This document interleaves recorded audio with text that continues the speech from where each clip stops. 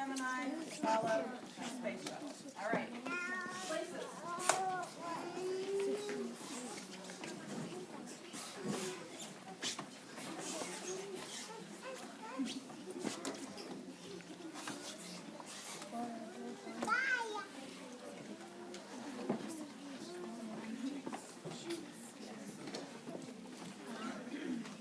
Bingo Bongo the Clown had very strong opinions about space travel. She simply believed people could not fly in space. That's right. It can't be done. You can't go into space. In 1903, the Wright brothers showed that people could fly through the air. That's not space. That's air. Not much later, Robert Goddard invented liquid fuel rockets. Then Wernher von Braun invented large military rockets in Germany during World War II. But people can't go into space. People can't go. After World War II, the spread of communism by the Soviet Union threatened the free West. Wernher von Braun and his team left Germany and came to the United States. President John F. Kennedy challenged the nation to win the space race. I believe that this nation should commit itself to, before the decade is out, land a man on the moon and return him safely to Earth. Not gonna happen. NASA had a plan to get to the moon. The first step was to get an American into space. A capsule was designed to carry a single person into space. This program was called the Mercury program and named after the fiery messenger in Greek mythology. It is May 5th, 1961. Let's go to Cape Canaveral and join the launch of Alan Shepard in Freedom 7. I'm tired of delays. Let's light this candle. 6, 5, 4, 3, 2, 1, liftoff. Roger, we have liftoff, and the clock has started. You can hear loud and clear. Alan Shepard became the first American in space. Now his flight was only suborbital, so it just touched space and then came right back down, meaning it didn't go all the way around the Earth. See, I told you so. Suborbital. No. That would happen 2 flights later when John Glenn in Friendship 7, and on top of a bigger rocket, became the first American to orbit the Earth. This is getting worse. I don't know. I think I'm still right. People just cannot go into space.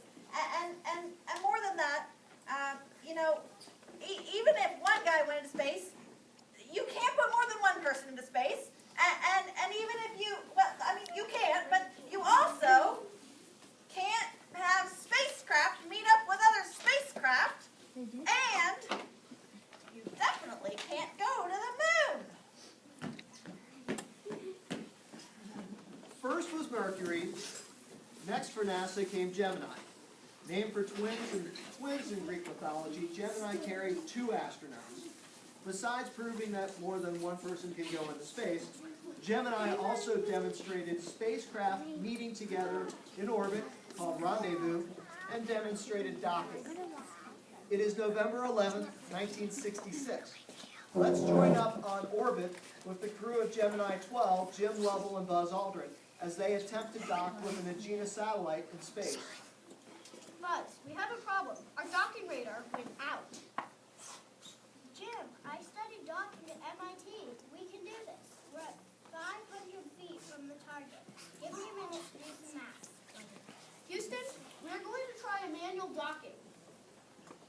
Okay, increase our velocities by 50 feet per second. That should do it. Thanks, Buzz. 400 feet.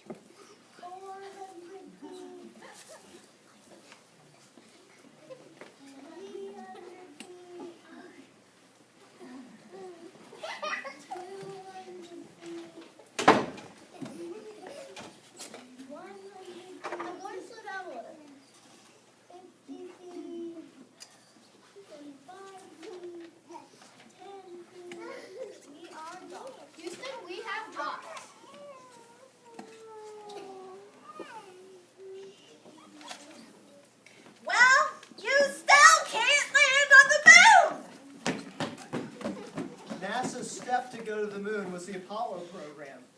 3 astronauts would fly to the moon. 1 would stay in the command module, and 2 would undock and travel to the moon's surface in the lunar module. On July 20th, 1969, the crew of Apollo 11 would attempt to walk on the moon. As astronaut Michael Collins stayed in the command module and orbited the moon, Neil Armstrong and Buzz Aldrin landed on the moon in the lunar module and then prepared to walk on the moon.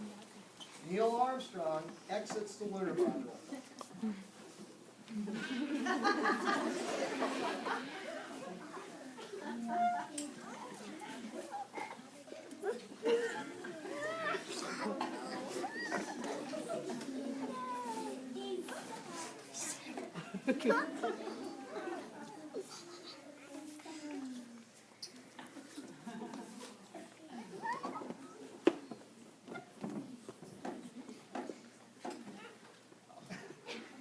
That's one small step for man, one giant leap for mankind.